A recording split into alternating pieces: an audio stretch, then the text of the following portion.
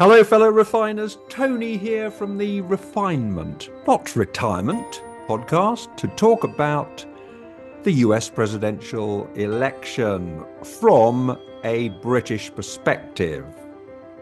Christine and I have been away. Please do check out our episode on our trip, our vegan travel trip to Zante, the Greek island.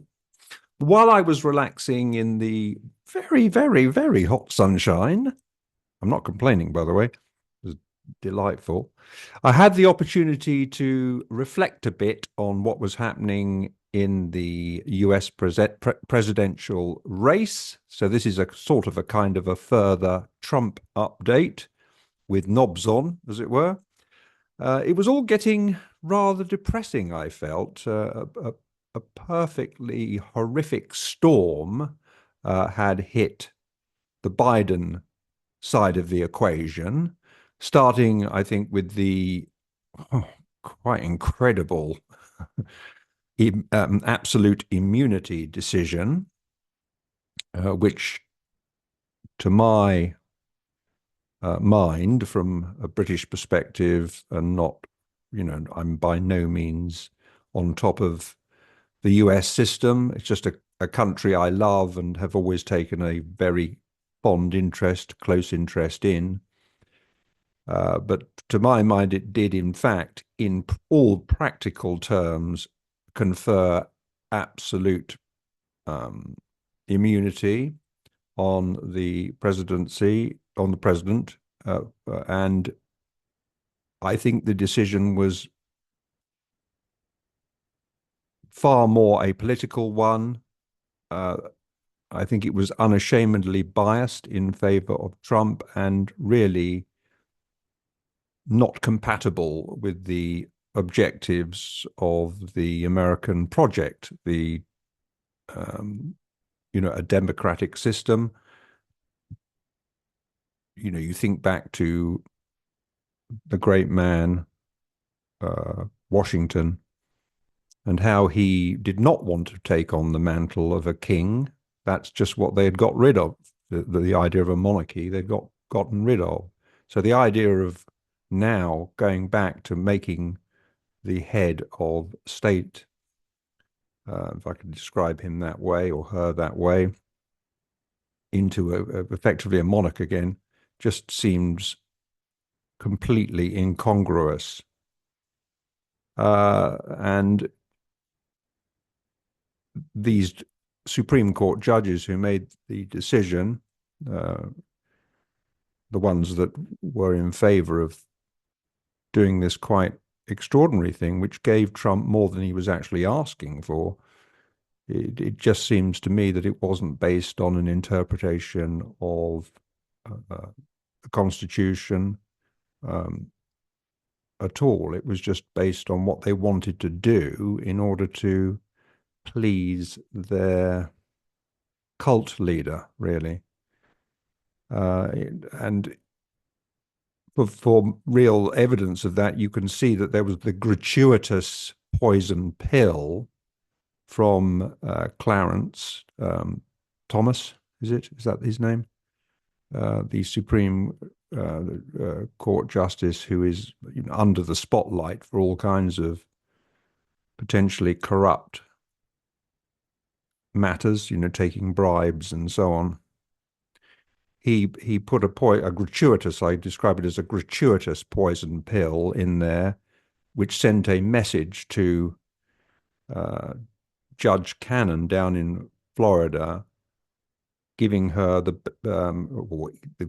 green light to go ahead and dismiss the documents case, which most people believe was an open and shut case for the prosecution, to dismiss that case completely. So that was the next thing. Part of the perfect storm was the dismissal of the documents case, which just seems to be based on, well, not based on it. It was something which flies in the face of precedent. She came to the decision, in short, she just simply came to the decision that the special prosecutor was not properly appointed, because that was something that Clarence Thomas gratuitously added to his um,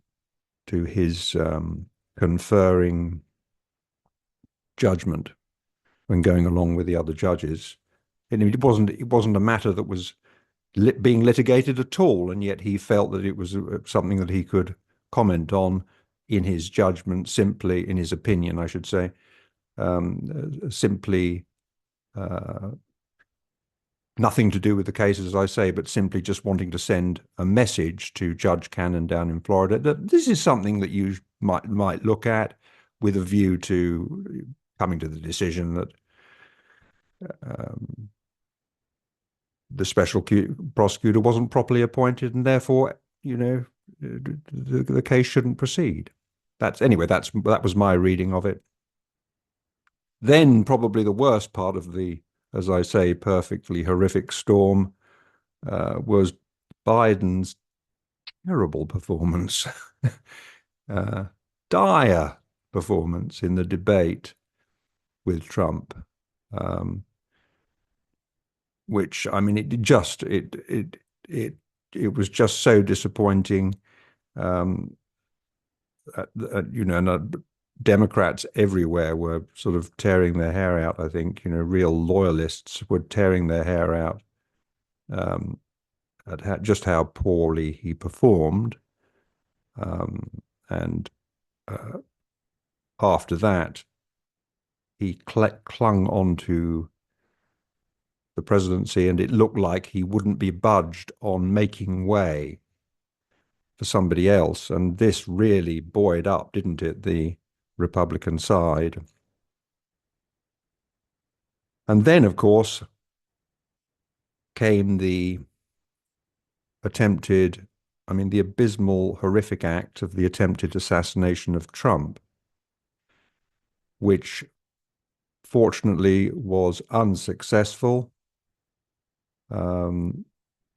But it seems it was an unsuccessful attempt by a lone wolf gunman, very young man who seems to have shown that he was a supporter of Trump. But so obviously there's some mental health issue at play there. And he got hold of a gun easily, and very serious weapon, and through extraordinary failures, it seems to me, on behalf of the Secret Service. I mean, he was able to get a line of sight. What was it, 150 yards away from where Trump was speaking? He had a clear line of sight, which should never have occurred, and fired off shots, which tragically killed one guy, firefighter, I believe it was, and seriously injured other people. Injured the president, who, and through happenstance, very fortunate happenstance, turned his head at the right moment, or didn't turn his head at the right moment, whichever of those two interpretations is the correct one. But he only really received a flesh wound, as I understand it. But just a micromillimeter perhaps different, and he would have been killed, which would have been absolutely appalling. But thank goodness that didn't happen. After that, Biden seemed to be digging in and remaining stubborn. Of course, Trump was now a martyr, and he advertised the position as that he was God's chosen one, and he was saved by God. Unfortunately, God apparently chose not to save the other guy for reasons that we'll never understand. But then, all of a sudden, the stormy skies gave way to the dawn of a completely new day. Biden, presented with adverse poll data, relented and said that he was going to make way for his VP, Kamala Harris, because he had been shown by the data that there was no pathway to victory for him.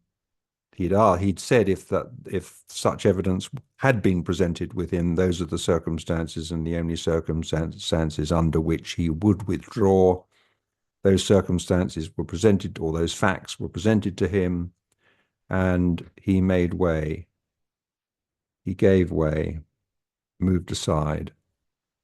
And now it seems to me that the Democratic side has been given an enormous shot of adrenaline in the arm, and it's all changing. They now have a chance of prevailing. And boy, did she come out swinging. I mean, I don't really know anything about Kamala Harris. Forgive me if I'm not pronouncing that correctly. Don't really know much about her. I know that my daughter, with whom I do a podcast called Re-Educating Dad, which says it all, doesn't it? She's been a huge supporter of Harris's for a very, very long time. But I haven't really noticed her very much before now. But she's come out swinging, and I'm liking what I'm seeing and hearing. I mean, when you compare it to the way Trump campaigns, which is, I mean, I'm unfortunately, to my mind, and I'm not in any sense a lefty, as those regular listeners will know.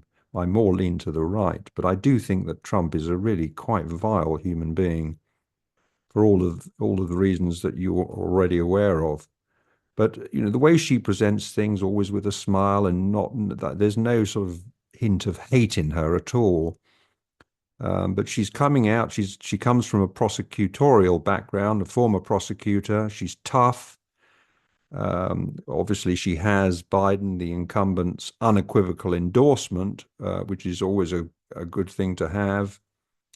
And her first speech, she came across as very upbeat. And it seems obvious to me that she's more than up to the task of taking on Trump. And let's face it, there's plenty of ammunition to use against him.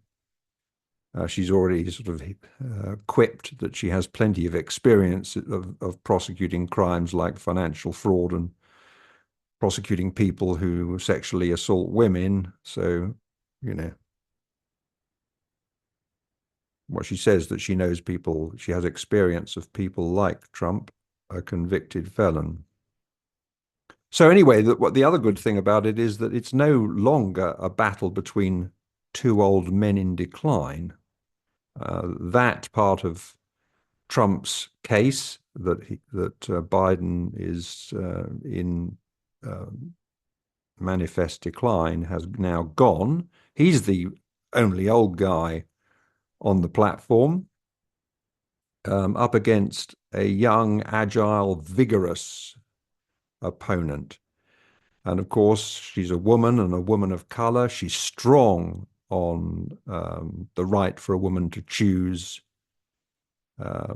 make choices about her body.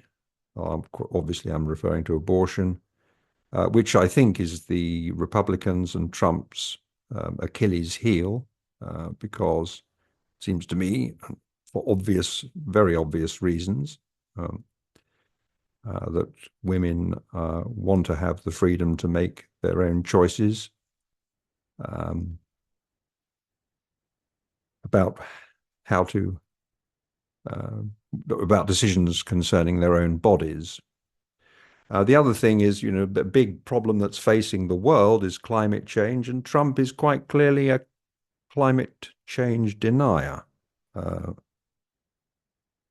He's also made recently the most horrible choice of a running mate in the shape of JD Vance, who who seems to me to be a very odd choice. This guy, Vance, thinks that women should stay in violent marriages for the sake of the children. He wants a national ban on abortion, even in cases involving rape and incest, as far as I understand it. But what an odd choice to make when Vance, however it's pronounced, has made such negative comments. I mean, understandable comments, I would say, but negative comments about his new boss, Trump. He described himself as a never Trumper. And now, like so many other leading figures in the Republican Party, he's completely flipped. He's become a loyalist just for the sake of what? To gain power and position. What else could it be? And you contrast that disingenuous relationship with Trump against Kamala's relationship with her president. I mean, it's night and day, isn't it? In fact, contrast the MAGA madness generally with the sensible, moderate, kind, magnanimous position taken by the majority of Democratic leaders, if not all of them. And JD Vance support Trump's absolutely bonkers position on the peaceful transfer of power. He would have done the opposite to Mike Pence. He would have gone with Trump's demand to resist the peaceful transfer of power. He would have supported the insurrection. And even now, these MAGA loyalists are saying that if Trump doesn't win, they won't accept the result of a free and fair election. They're even going as far as to say there will be civil war. My God.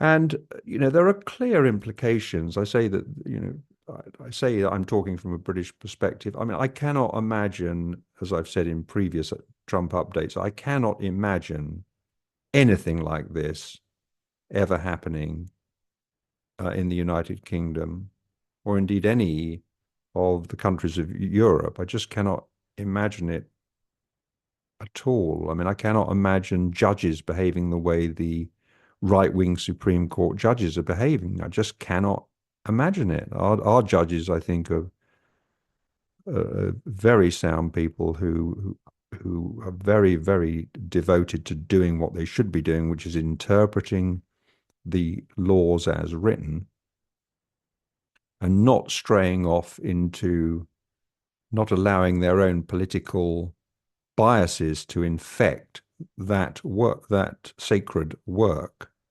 Can't imagine it. I can never imagine when we've just had a changing of the guard here in the UK from Rishi Sunak's party to Sir Keir Starmer's party, and it's gone smoothly. The handing over of power was done with good grace, in a noble way, in a respectful way, and so different from Trump and his MAGA cult, the way they look at it. I mean, it's all about winning for Trump, and it's all about winning for them. However you win, however disgracefully you cling on to power, that's fine from their perspective. So this obviously has implications for the rest of the world if Trump succeeds. I mean, we are in the most dangerous world. The world has been. The world is now in a more dangerous, precarious position than it has ever been in before, with the likes of Putin and his territorial ambitions and his attack on Ukraine, which, from what I understand, Trump is a big admirer of Putin, it seems. Putin and other dictators that he regards as strong and praises incessantly. So I do shudder to think what will happen to the world peace and stability if he gets in again and starts dismantling things like a bull in a china shop, which I think we can all see that is exactly what will happen as he starts throwing his weight around I mean, the guy loves winning, he loves power, and he loves self-adulation, doesn't he?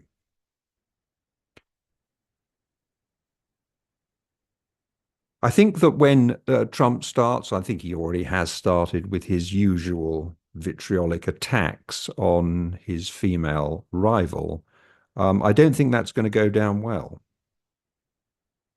I think that the public will recoil at that.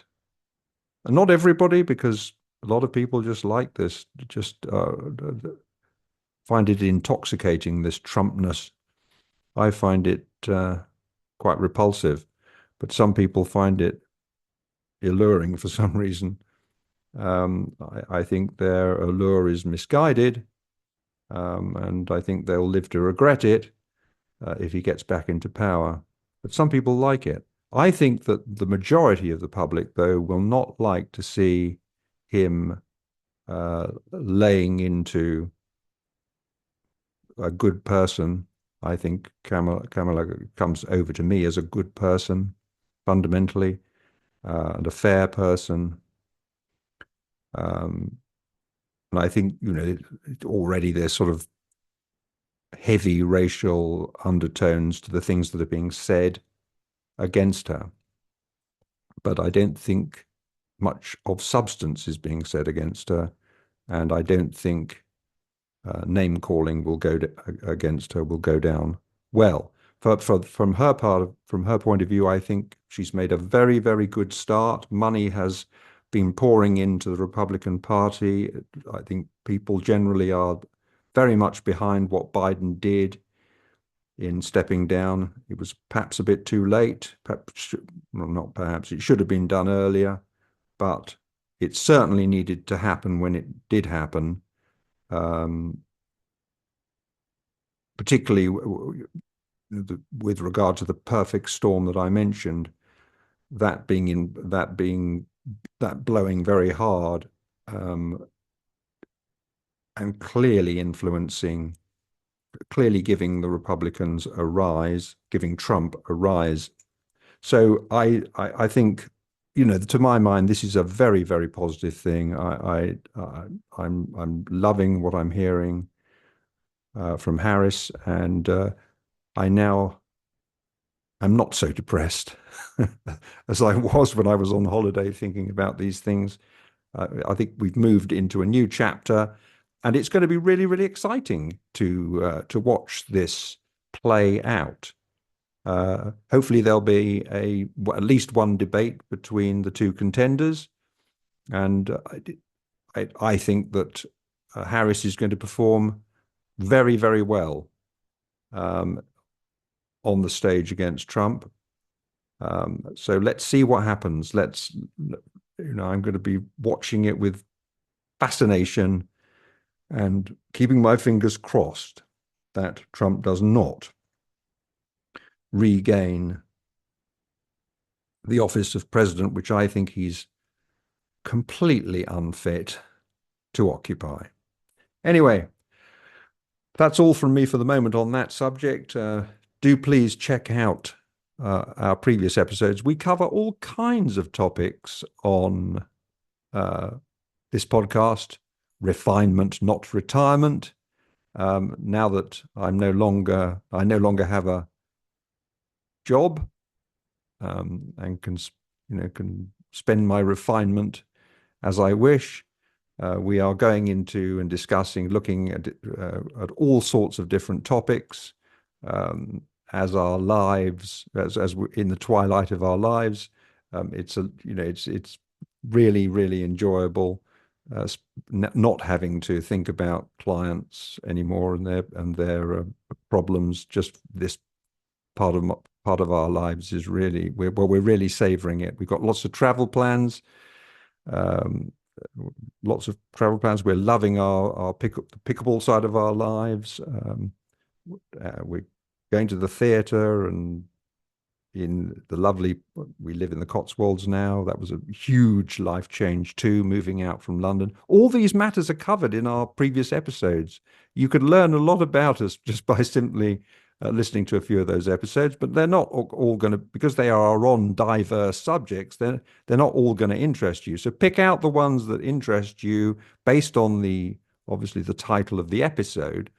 And we love to get your feedback, and we love the comments that we get. Well, not all of them are complimentary, but most of them are, and most of them are loving. So we thank you for your support as we grow our podcast, and please stay with us for the journey. I'll be back soon. I think my next one is probably going to be a pickleball related episode.